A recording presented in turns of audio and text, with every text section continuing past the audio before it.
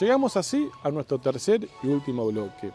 En este caso, seguimos compartiendo la jornada que la firma GEAR organizó junto a la multinacional Syngenta, acá en Lincoln, para hablar, como dije, primero en lo que fue herramientas para el control de malezas. Pero el otro tema a discutir y a tratar con la gente que se llegó hasta esta reunión fue el tema de los mercados agropecuarios. Trajeron a un experto de la misma para charlar cuáles son las oportunidades que el productor va a tener a la hora de comercializar sus granos, ya sean en forma actual o a futuro. Habló sobre el mercado de la soja, sobre la guerra comercial entre China y Estados Unidos y si nos puede perjudicar o favorecer. Habló sobre el mercado del maíz y del trigo y las retenciones que sufrieron estos dos cultivos y el perjuicio que trajo principalmente a estos dos en el área ya sembrada en el trigo y en el caso del maíz que muchos productores se arrepintieron y decidieron sembrar otro cultivo. También la relación de los mismos con los mercados de la carne y cómo por ahí están relacionados o el beneficio de algunos de ellos en el caso de los granos pueden traer perjuicios en el caso de la ganadería. Así que te invito a compartir esta nota con el mercado de los granos con la firma GEAR.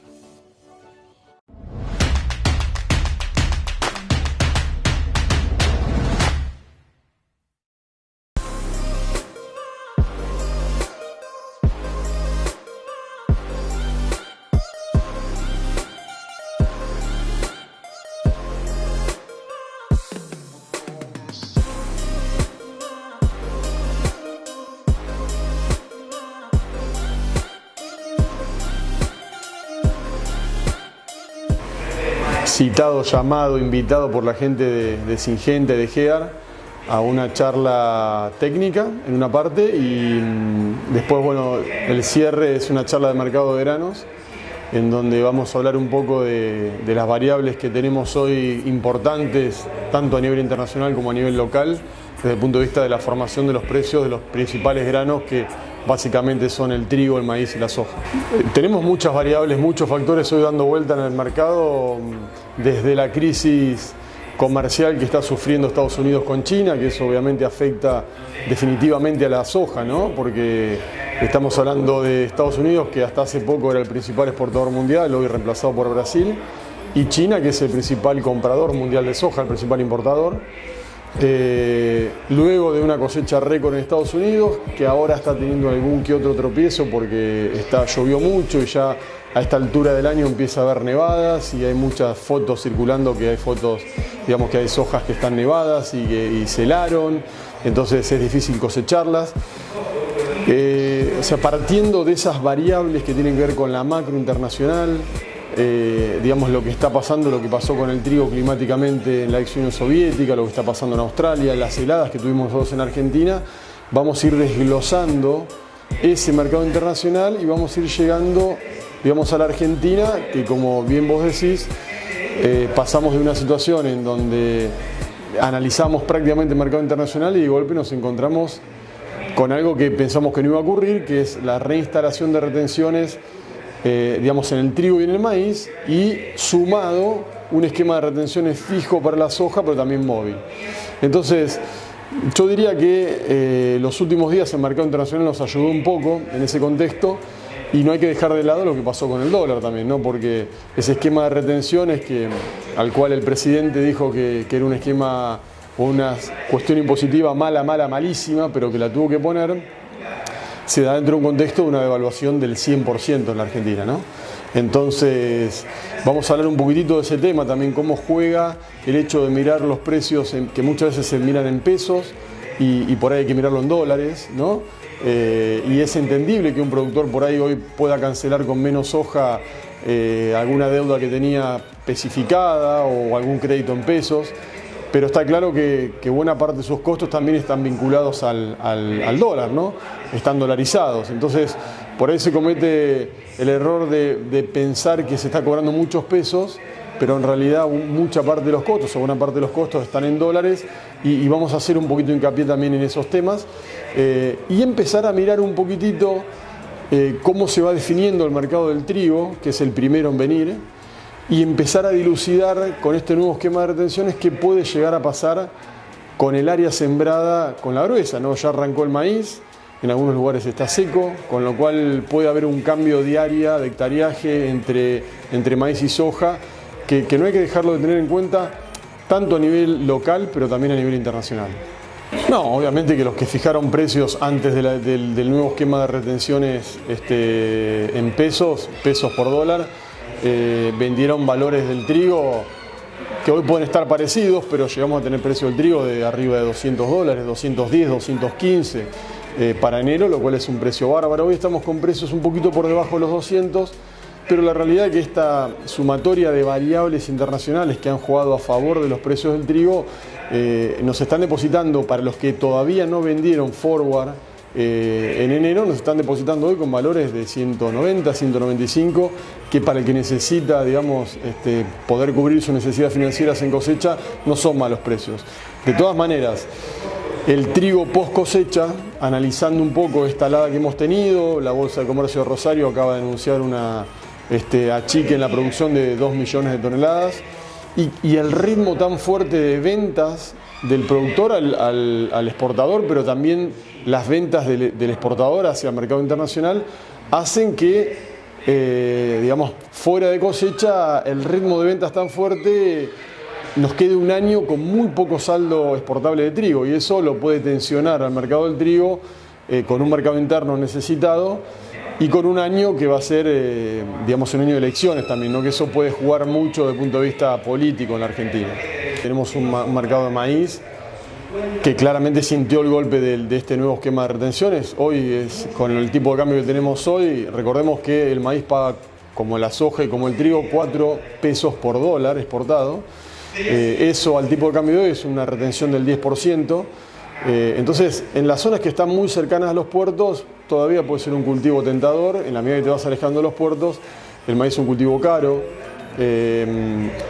Para colmo, en aquellos lugares en donde la sequía, digamos, pegó fuerte este año, cuando tuvimos que cosechar el maíz y la soja, la situación financiera por ahí hace que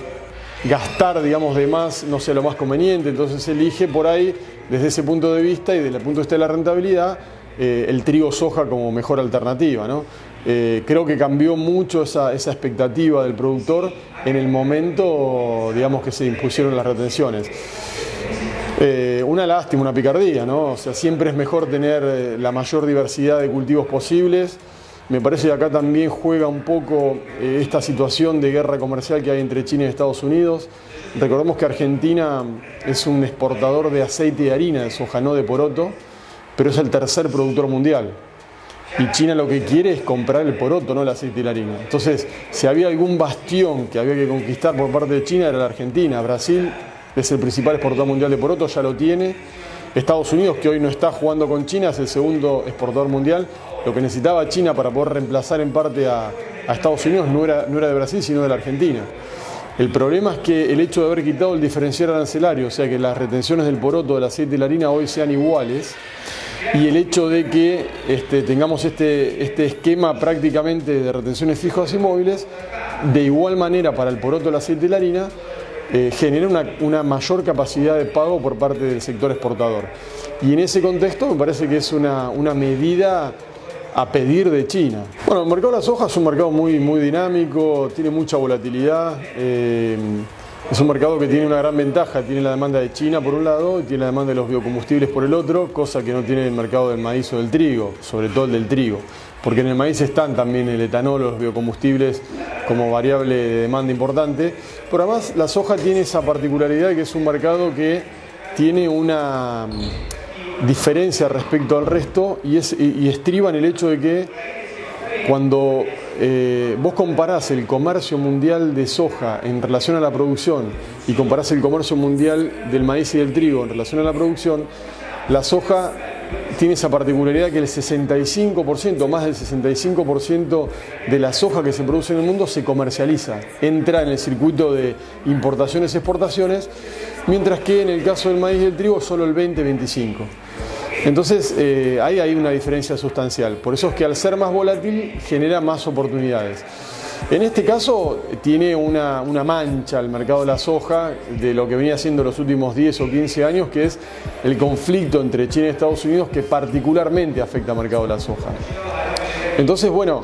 me parece que en este caso hay que ser lo suficientemente hábil como para, digamos, poder lidiar dentro de este contexto con esta nueva variable que, digamos, se puede arreglar mañana o puede durar muchos años.